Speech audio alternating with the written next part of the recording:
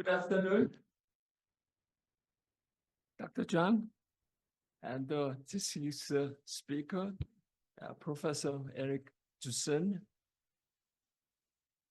You know, I'm truly honored to be invited and deliver opening remarks.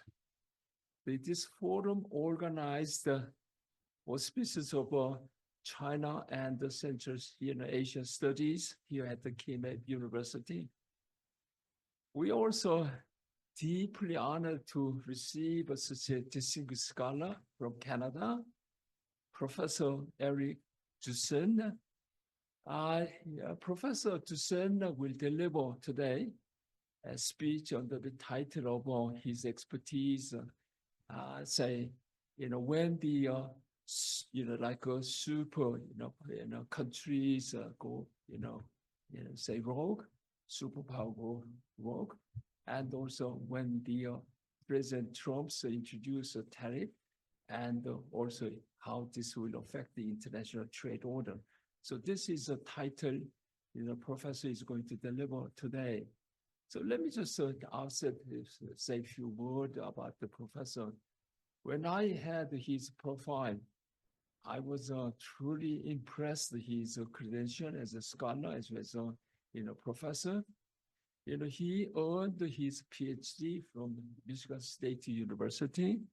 Before he took the offer from the Université Laval in Canada, he also served as a professor at the New York University, State University, Buffalo, and also he had affiliated many distinguished universities, including Harvard, including the Québec University with Dr. Zhang. And he has published more than 50 articles. So once again, this is a truly, we are honored to have you as a distinguished guest and speaker at today. Let me just say a few words before yield this podium to Dr. Zhang. As you know, since 1991, there is an international order based upon rule-based international order, including that of fair trade and the collective security.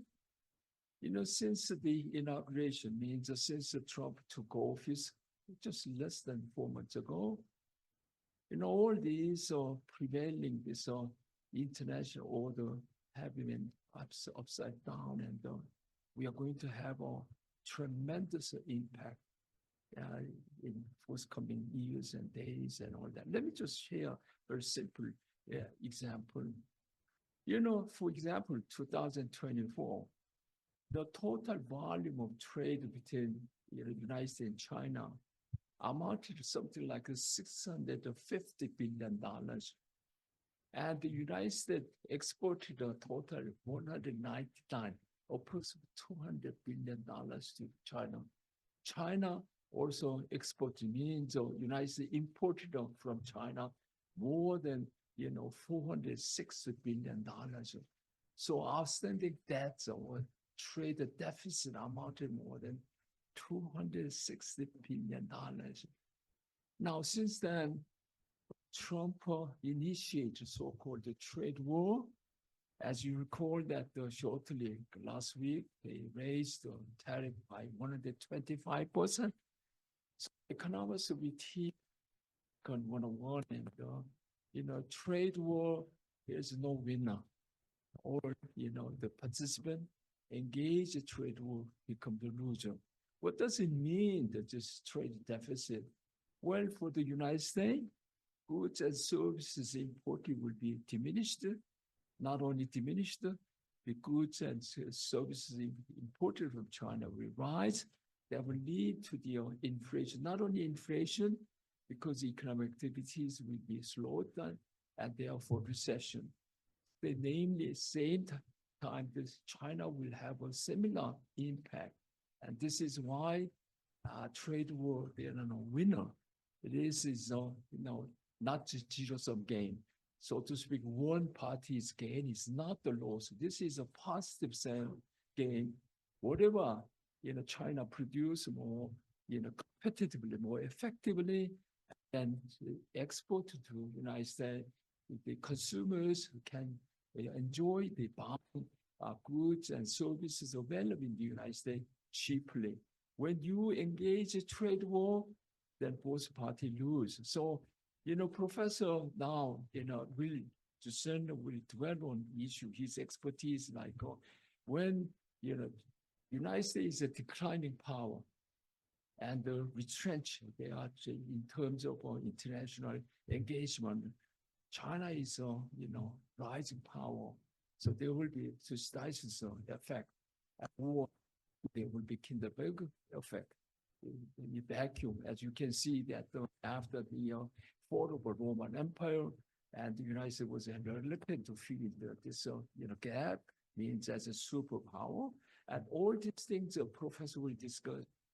No, let me just come to the point. For example, 2021, last year, the trade between Kazakhstan and the United States, what the trade is only $1.5 billion. Kazakhstan exported only $500 million. We imported $1 billion. So Kazakhstan experienced a deficit. So question arises, why you are sitting here? What's got to do with this superpower rivalry, superpower competition? What's to do with Kazakhstan? Well, there will be a very significant impact upon Kazakhstan. Why? Because when this superpower engage in protection or trade war, that means the goods and services produced worldwide will be diminished. We will witness that the worldwide recession. When recession hits, then such as the price of oil will decrease. When price of oil decreases, total revenue to Kazakhstan will also decline. That will lead to not only inflation, but also hike of exchange rate. Kazakhstan Québec University, more than around 50%. Our faculty members consist of international faculty members. Therefore, our international faculty members' economic well-being will be adversely affected. Well, you are here today. This is not only a timely subject, it is fortunate to have a world-renowned scholar, and because Dr. Zhang had affiliation and working together with Professor Duchesne, it is truly honor to have you at this forum, and you will have a rare opportunity to learn from world-renowned scholar on his insights and his expertise. Once again, thank you for coming to this forum. Thank you, Dr. Zhang, and thank you. And also, thank you for representing this Chinese. Thank you so much.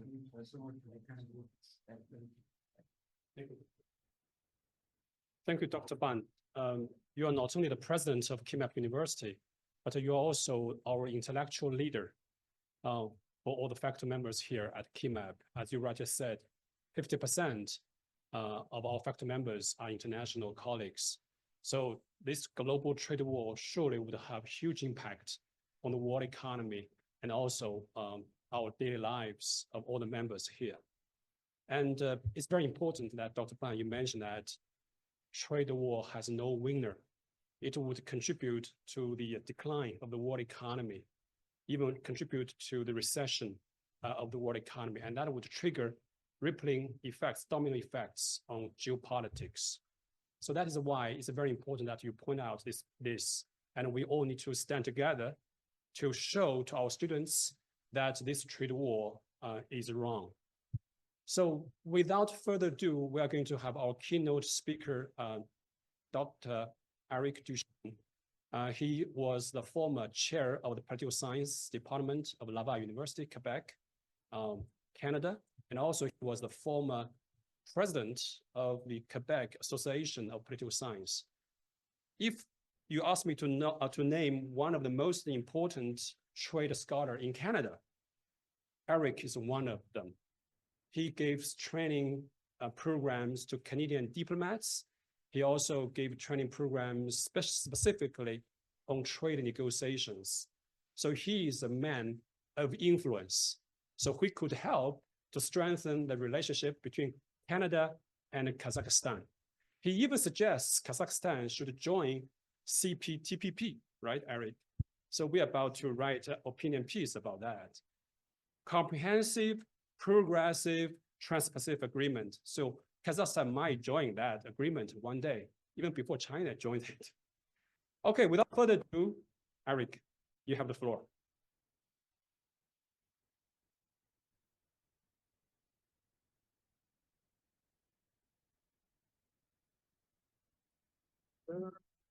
Érick. So I'm going to stand up. I'm more at ease standing up. Well, thank you so much for such a very warm welcome. I think Dr. Bang really made great introductions, really focusing on the most important point. And the point that the most important is when Dr. Bang said, well, Kazakhstan doesn't do a whole lot of trade with the United States, it doesn't mean that Kazakhstan should not be concerned. Especially that if you think about the tariffs, whatever Kazakhstan trades with the United States has been pretty much exempt. But there's disturbance for the whole world economy, and it will affect Kazakhstan only if that. If there's decoupling, and I'll come back, decoupling between United States and China, China will have to increase its partnership with the rest of the world, including Kazakhstan. That's going to increase competitions on the Kazakhstan's market, including the internal market. So this makes sense. I just wanted to give a quick reaction. Little word of advice, 2 words of advice. First is that this is not an anti-American speech. I spent 13 wonderful years in the United States. I still have numerous great friends there. It is much more, and it's not necessarily anti-Trump. I'm just trying to look at it, the situations. If he does something that's stupid, well, you have to say it. It's stupid. And if he does something great, we'll say it. Great move by Donald Trump. Just like I always, when I talk about Canada, US, I say, thanks to Donald Trump, because we would still be stuck with an old agreement, which was NAFTA. Thanks to him, we were able to renegotiate our trilateral agreement. So I just wanted to make sure I would tell you that. Second, I have probably a few hundred slides on this topic. So I had to be very, very selective in terms of the slides. There's a lot of materials. So I want to tell you, you don't have to go and try to write everything or take pictures. This presentation will be shared with you. So you don't have to worry. It's going to be shared. You can write to me. You can write to Miriam. There's a lot of materials. I'm not reading everything. The reason is that I want you to have that presentation, and that's why there's more material maybe on some of these slides. So let me just okay. I think I did. Okay, that's good. So I did start I want to make sure I have the right time. Okay, so quickly, I want to approach it in terms of the hegemony. What is hegemony? Very quickly, I'll tell you what it is.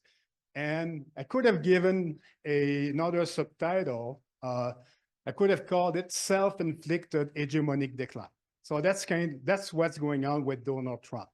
I want to talk about the difference between diffuse reciprocity, which is the type of reciprocity that we have at the WTO right now, versus direct reciprocity, which is what Donald Trump is trying to impose. And talk about, obviously, about Trump's Liberation Day on April 2nd, the type, what he has in mind as being reciprocity. And I'm putting it between brackets because it doesn't have a whole lot to do with reciprocity. Try to bring some common sense to world trade. And then, since we're here in Kazakhstan, then, and so maybe I'll insist a little bit more on the relationship between US and China. And then finally, impact of those tariffs on Trump's America. There's major gaps in the presentation, so that's better left for discussion. So I will welcome your comments and questions. So just bringing a little wonky here, Professor. So when the United States, for all its fault, has been defined very largely as being a benevolent hegemonic power. So what do we expect for the hegemonic power is to provide peace, stability in the world system, a stable financial trade system, providing a strong, stable, trustworthy currency. We expect it to be some kind of a cultural behemoth. That's a Gramscian view, for Antonio Gramsci view. And so to be a hegemonic power, obviously you need to have the strength to do it. Now, economic strength, military strength, or even cultural, you may be willing to play that role. It took a long time for the United States to assume their role. They were, in fact, based on the first criteria, between the two world wars, even a little bit before the First World War, as being the greatest power. But he didn't want to assume that role. And third, which is important, and that's what Professor Chow Tong have written on that, and said, you have to gain the supports. Because if you don't gain the support, if you impose it, we're not talking about hegemony, we're talking about imperialism. When Donald Trump says he wants to make Canada the 51st state, take control, unilateral control of the Canal of Panama, take over control of Greenland. Now we're talking about, not talking about hegemony here, we're talking about neo-imperialism. So Trump wants to restructure the world system. That's fine, that's a worthy goal, but he's the hegemonic power. That's a valuable goal. Does he do it the right way? Let me have some doubts about that. So that's a big part of the presentation today. Does he do it in a way to maintain the United States hegemony? I would think that, if we look at the criteria, it's all to the contrary. The hegemon, so another way to look at it, the hegemon, the way we look at it, and that's what happens after World War II. Keep in mind that following World War II, the US controlled about 50% of the world GDP. Well, they said, well, if we control 50% of the world GDP, are we going to have some consumers for our goods? So that's when they put forth the Marshall Plan, and they created, under the leadership, created the Bretton Woods institutions, IMF, the World Bank, a little later, GATT, different rounds of GATT, which became 1995 the WTO. So the hegemon's supposed to, the idea is that provides leadership, provides international public goods to the rest of the world, and then get other countries to share the burden. Thus, that's where Donald Trump has a problem. Donald Trump says that we are not sharing the burden. I'm going to make people pay for that public good. The system is not working. We have been abused since the end of the Second World War. So let's look at each of these issues. So acting as a global police, the military force on the global scale, usually have a significant naval power, hegemonic power controls through leadership to soft power the international scenes. And I'm going to insist, of course, a bit more because we're talking about tariffs, about control of trade and commerce. So let's look at each of these in place. So I'm not going to go point by point, but the first to say, as hegemonic power, you have to be the world stabilizer. There's always some conflicts everywhere, and you act as some kind of policeman. First, we saw the abandonment of the Kurdish allies in Syria. Left the door open to the Russian or Iranian influence. Did not intervene much in Nagorno-Karabakh, in Myanmar. More importantly, you can see Trump is undermining NATO. He's saying, if you don't pay your fair share, well, if you get into trouble, according to Article 5 of NATO, we should come to your defense. But if you're not paying your fair share, we're going to stay on the side. So that has weakened deterrence against Russia. And then he's talking about, removing troops from Germany, those type of things. In Ukraine is really sending mixed signals. We all saw the scene at the Oval Office vis-a-vis Zelensky. And it seems like, he wants to be the arbiter and excluding European Unions, other partners. Well, it seems very clear. So he seems to be much more on the sides of Putin than Ukraine in that case. So that's really is really sending those really mixed signal.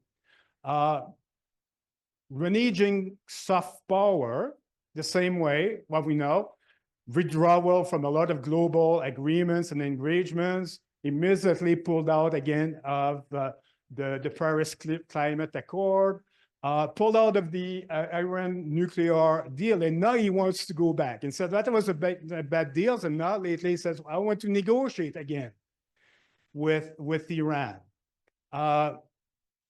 Withdrawal threat from the World Health Organizations. Now, even in the middle of the COVID-19, Trump suspended funding the World Health Organizations, cutting funding for USAID, one of the first things that he did when he arrived in power. He wasn't leading during global crisis.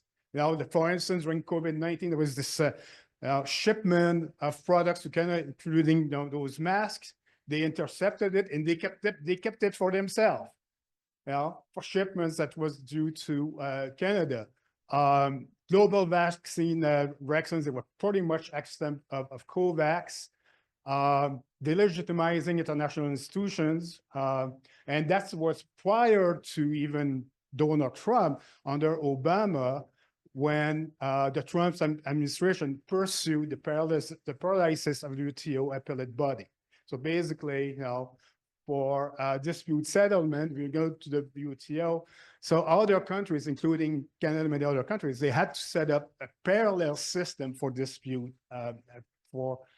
settlement. But out of UN Human Rights Council, et cetera, et cetera. So those are just some of the examples.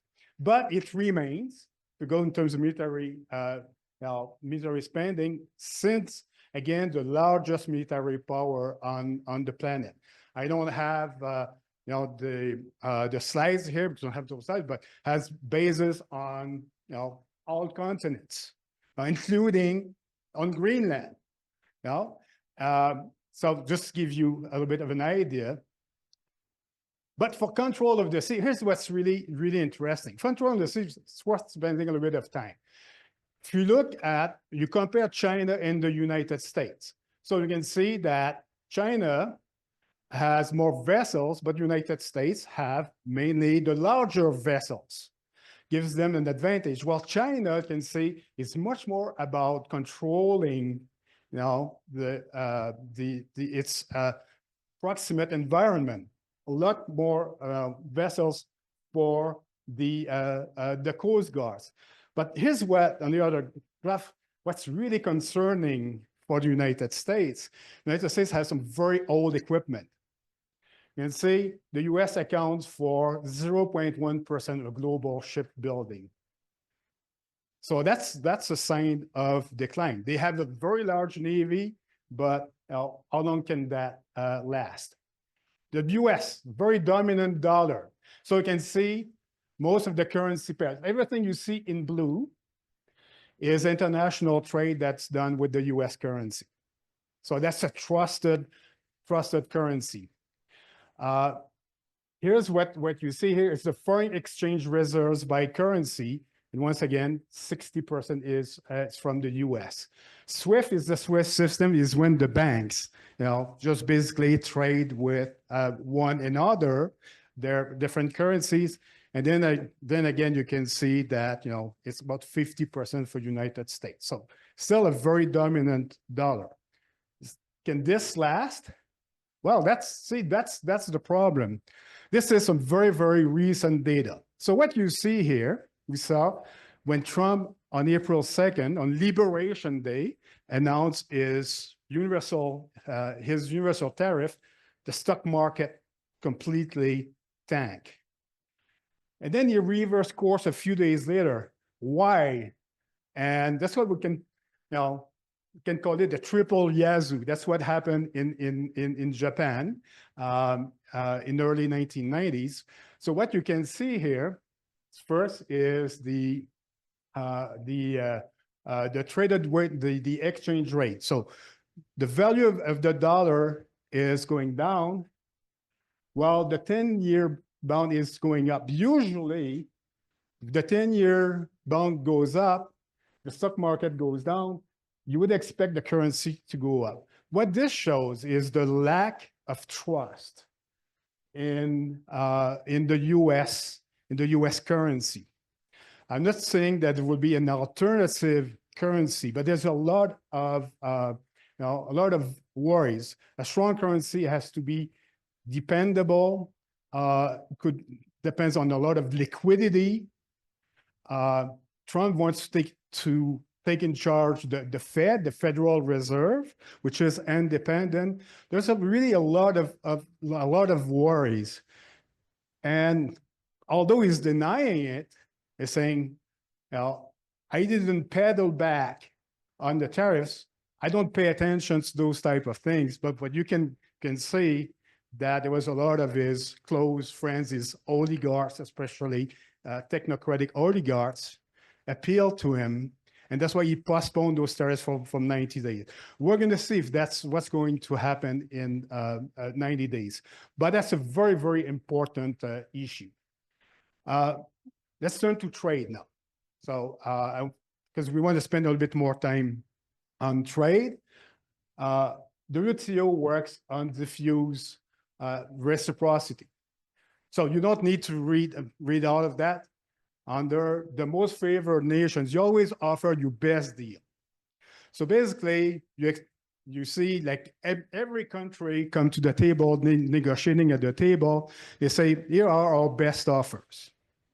So you have a schedule, sometimes you get 10 digits, 3,000 lines and more, and you say, we're going to offer the best deals. If our best deal, for instance, on the product is Canadians to the United States, we're going to offer it to everybody else. With some exceptions, when you negotiate a free trade agreement, general system of preferences, you're going to give some preferences to developing countries, for instance. And so that's what we call diffuse reciprocity. So it's among everybody else. So it doesn't have, so if you have a tariff on mustard, it's not the same tariff for everyone. Maybe for some countries say, we want to keep, on mustard seed, we want to keep a higher tariff because we want to protect some industries. But once you have consensus, and we're going to say, okay, we sign on, we have an agreement. That's what diffuse reciprocity. And that's what, so Trump says, no, that's not good enough for me. What I want is direct reciprocity. So he's calling for a national crisis and the abuse. You've been abusing Americans for long enough. So very interestingly, if you look here, the U.S. got trade deficit as its share of its gross domestic product hasn't budged much, right? At the end of the Obama year, at the end of his first term, at the end of Biden. Remain stable, but that's a crisis. Okay, fine. Then you look at this abuse. So I would have had a lot of slides on that. I'm just going to show you just one here. Say, if you look at ranking the brands by values, if my count is right, so you have at least 6 American countries talk about an abuse. Seems like, to me, they're doing fairly well, but no, it's an economic crisis. So there's still, what counts is the view. The supporters, or are they looking at the situation? So should the United States be less involved in solving problems overseas? So this is asking, Should the United States stop being the hegemon? Well, almost 80% of Republicans are saying yes. So his base like it. They like it. So fine. They want to do it, that's their right. Again, responsibilities in world affairs. When it says, because the United States has limited resources on its own, is this old saying, let's think of ourselves first. We don't need to solve all the problems in the world. Again, you have at least 57 of the Republicans, and more concerning, 54% of those who declare themselves being independent said, yeah, well, let's take care of ourselves. The United States has enough resources to do both. Only 30% of Republicans, obviously a bit more among the Democrats. And then very few say because the United States, the world's strongest and the richest country, it has the responsibility to take a leading role. Very low numbers for Democrats, independents, and Republicans. Very ambivalent view of trade. I'm just going to say it in a nutshell. When asked, do you think that overall international trade is good? Yeah, it's a good thing. But the other end, if you look on the right side, then say attitudes towards international trade restriction. Trade is good, but we need to have more restrictions on trade. Some kind of ambivalent view. So that's kind of setting the stage here. So what this means is that, why did I show you diffuse reciprocity? Because diffuse reciprocity is based on absolute gains. And that's what we've seen since World War II. Pretty much everyone has been made better off. Even developing countries can say, well, there's still a whole lot of misery, but there's a whole lot of people have been out of misery since then. So absolute gain is that as long as I'm trading, I'm opening myself to the rest of the world, so I'm doing better, I'm happy. For Donald Trump, it's not sufficient. I don't want to be better off, even if I was better off, I need to be better off than others. That's what we talk about relative gains. So giving an example, if China in an exchange gains 30 billions, the US only gains 5 billions. So United States can see it as a strategic loss despite gaining absolutely. That may happen if you're rivals. But when you start doing it to every country in the world, it's like saying, we only have rivals. Even as we're going to see in a slide or two, even if we have a trade surplus with them, they're still rivals. We're still going to impose them a tariff. So how could he do it? Now, before that, he said, well, he has different choices.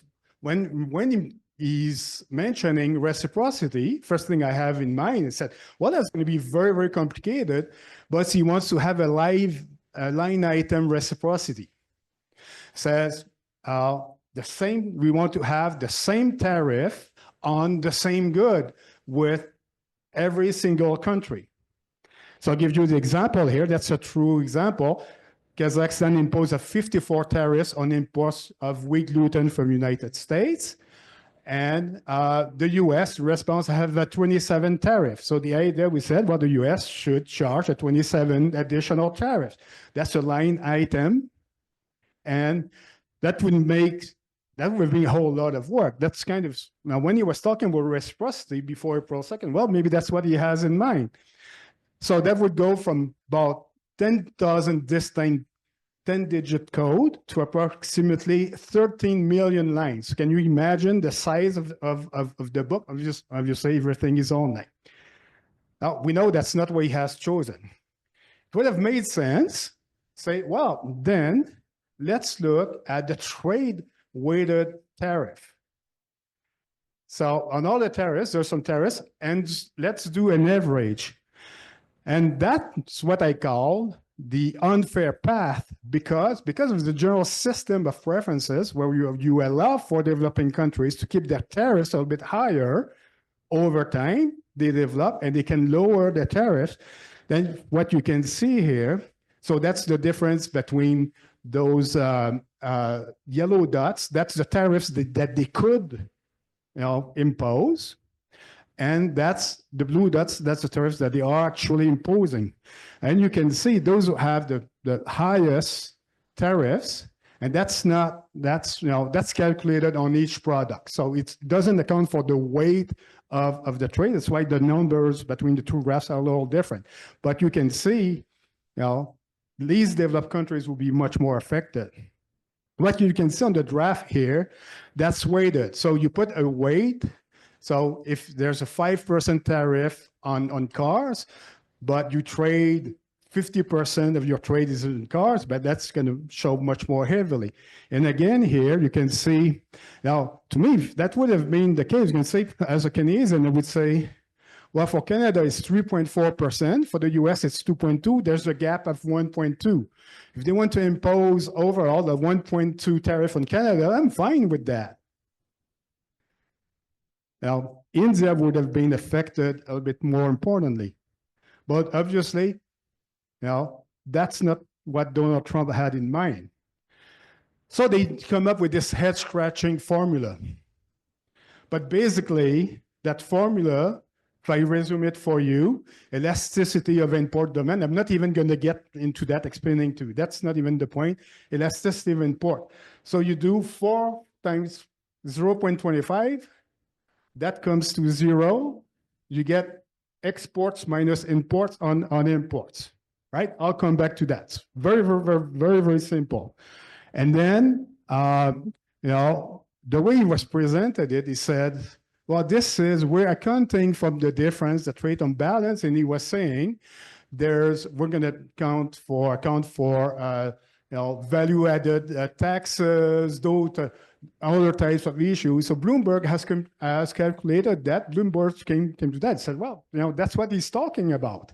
That's what he says when he went on April 2nd. He said, but that has absolutely nothing to do because the real, in reality, it's just taking the US trade deficit divided by imports, and that gives you a percentage, and that's going to give you those numbers here.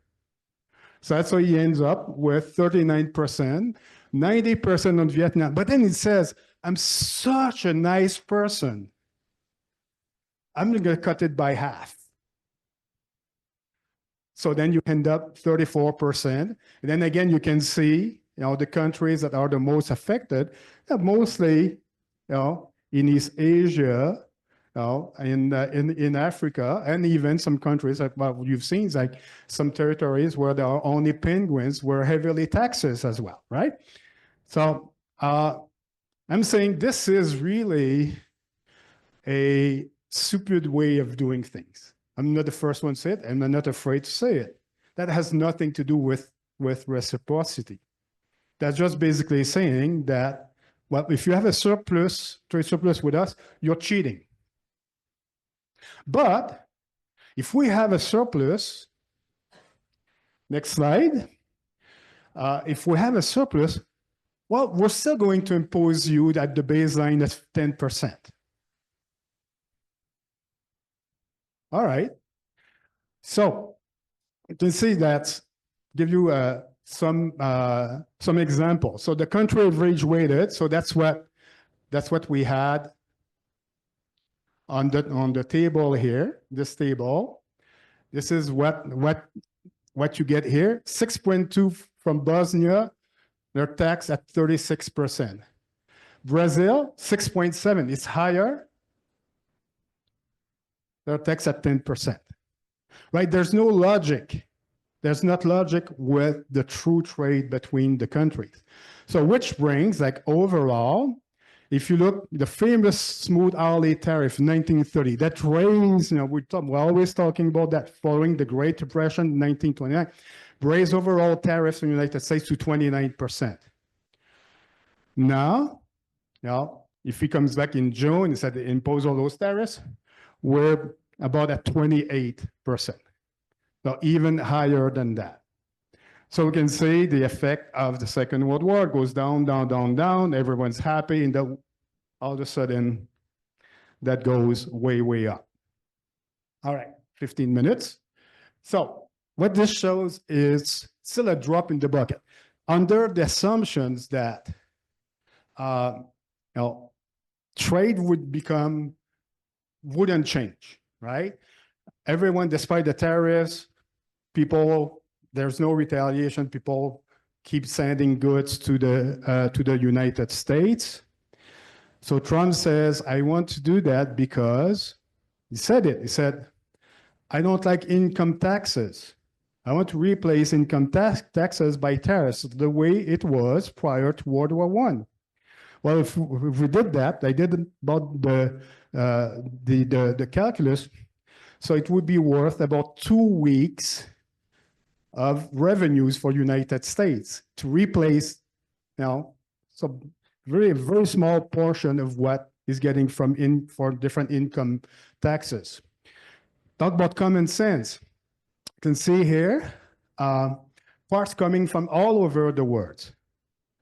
So in some ways, if they say we want to bring back manufacturing in the United States, they cannot, in terms of supply chains, you have parts coming from Winnipeg, Italy, Wichita, let's say Washington, France.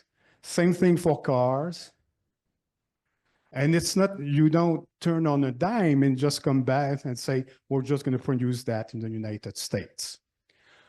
Here's what happened in the first tariff war. So I'm going to turn quickly to China now. 2018, trade war, China, United States. The same idea. They had an agreement, what they call the phase one. The Chinese were supposed to buy more goods from United States to bring things in balance. That didn't really happen. But here's what happened. Here's 2018. What you see at the top here is China trade surplus towards the rest of the world. China's trade surplus increase. What happens to the United States trade deficit with China? It increases. I think this image says it all. Are we going to expect the same thing this time? Who knows? De-risking effects. So that's what I call the reverse pivot to Asia. Barack Obama said, we're going to pivot Asia. That's the fastest growing economies are in that region. We're going to make it a priority. Trump gets elected January 20th, 2017. He says, we're pulling out of the CPTPP. We're not going to, of the TPP, which then becomes the CPTPP. Here's what happened is that, so you can see that's the range of, that's kind of the calculus of influence score in Southeast Asia, the difference. So countries are moving towards, closer to China. What do you think is going to happen now? Probably even closer. And you can see it on the graph. So that's the 2018, 2022, dark blue. You can see pretty much everywhere getting towards, much closer to China. If you look on the global scale, what you have here in top, 2000, that's in blue. All the countries that had the United States as their main trading partner. That's when China joined the WTO. 2024, it's almost red everywhere. So, and before I continue, I want to strike that point too.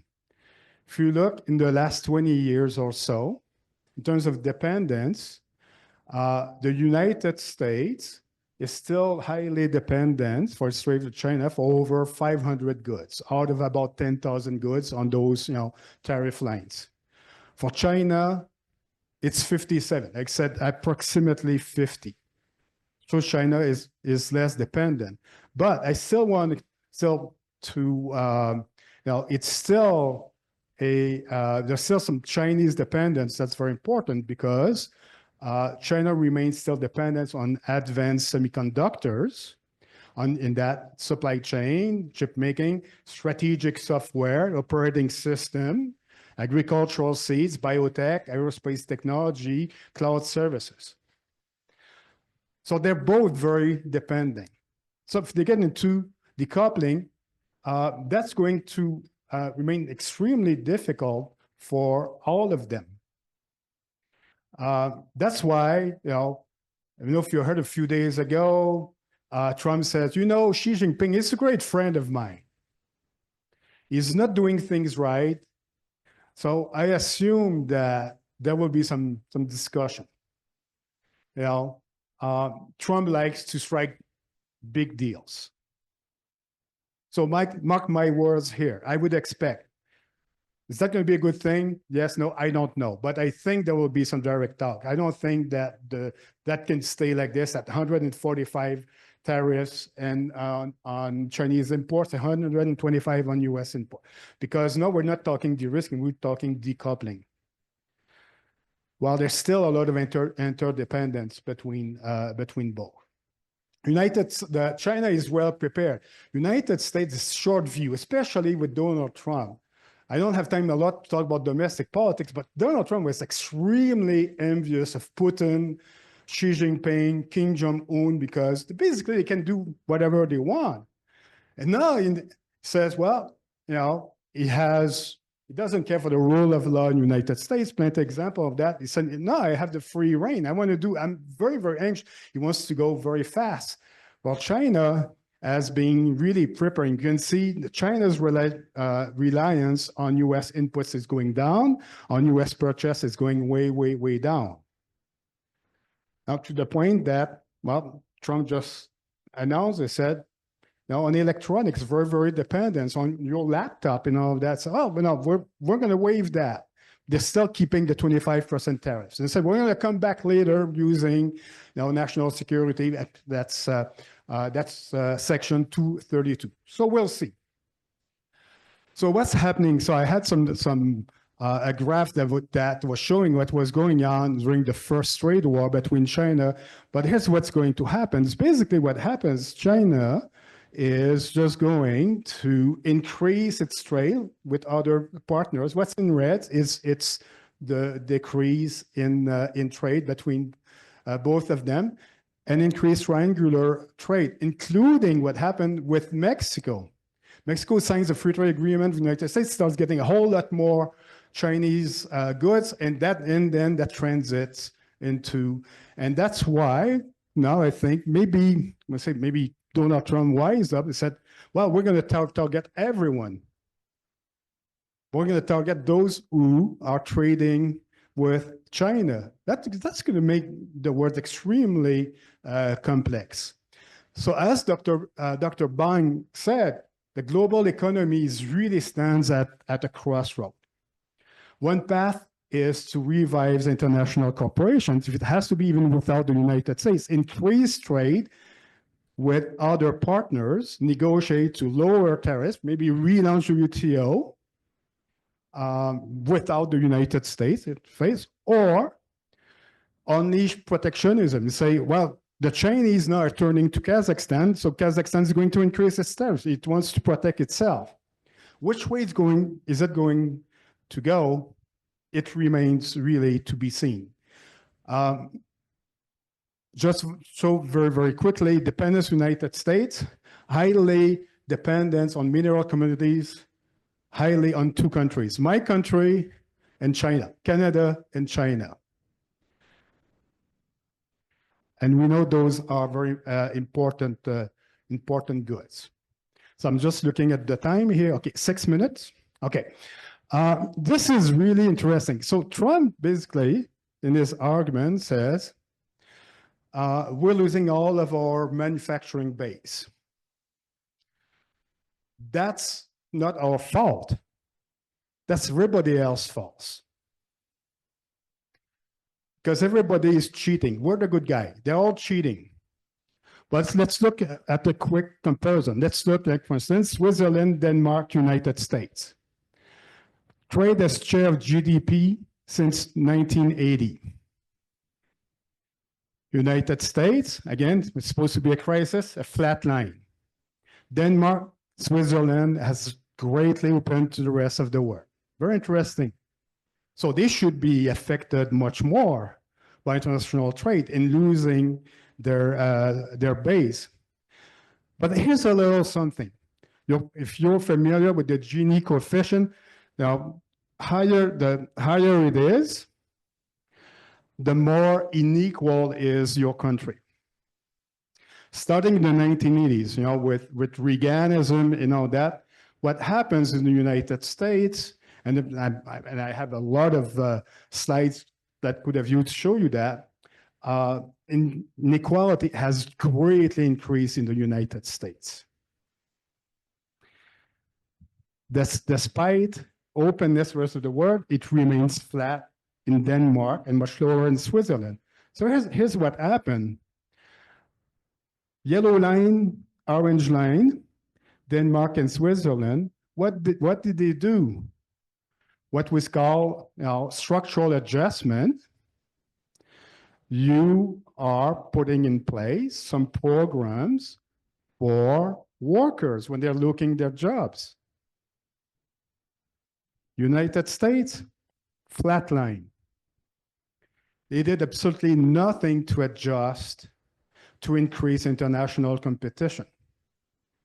Yet, they're blaming us in Canada, they're blaming you here in Kazakhstan, they're blaming everyone. Cost of tariffs, very, very quickly. Just point the total. If he doesn't back down, United States, because the tariffs, who pays the tariffs is basically the importers. It's a tax on imports. And it may create inflation. Consumers at the very end are going to be paying a little bit more. So it's going to go from 78 billion to 718 billion with those taxes. That's taxes on the American people. And then once you have all the slides, you can look at it, state by state. Same way here. I'll go very, very quickly. That's the cost. What's interesting here is that with the steel tariff, the red state, so the Republican state, are taxed twice higher than the blue states. So he's affecting directly his base. That's why I wanted to show that. Consumer sentiment, approval for the job that Donald Trump is doing on the economy, approval of his handling of inflation. Inflation was the #1 issue in the last election. They said, Trump will take care of the inflation. Well, congratulations, my dear American friends. Consumer sentiment, way, way down. Expectation about inflation, way, way up. Well, you got what you wanted, right?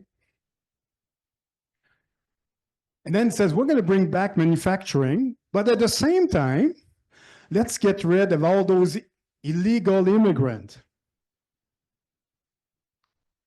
I'll bring back those jobs. So who are going to take over? Robots? Probably. Maybe that's why he's so close to the tech oligarch. But then they're asking, would it be better if more Americans work in manufacturing? So of course, manufacturing is wonderful. Although manufacturing is less than 10% of the United States, it's a post-industrial society. It's close to 90% of people who work in services. And they seem to be pretty happy to work in services, to get good pay. But then say, would it be better if I work in a factory? Oh, no, not me. That's why I call it some kind of, not in my backyard, the NIMBY syndrome. And finally, I said, well, despite all of that, that remains to be seen. And that's, in terms of conclusion, I wanted to conclude on something still positive. Globalization remained fairly resilient over the year. If you look at the global economic crisis in 2008, starting 2008, reduction of international trade, it went back up. Pandemic, same way, went down, fairly quickly back up. What's going to happen now? Well, who knows? Now, if I have to make a prediction, I think that a lot of the silly tariffs, that cannot hold. There's been a whole lot of pressure, mainly from the inside, also from the outside. Everyone wants to negotiate. Like, for instance, the European Union just said, well, Mr. Trump, we're ready to go as far as 0-0 tariff.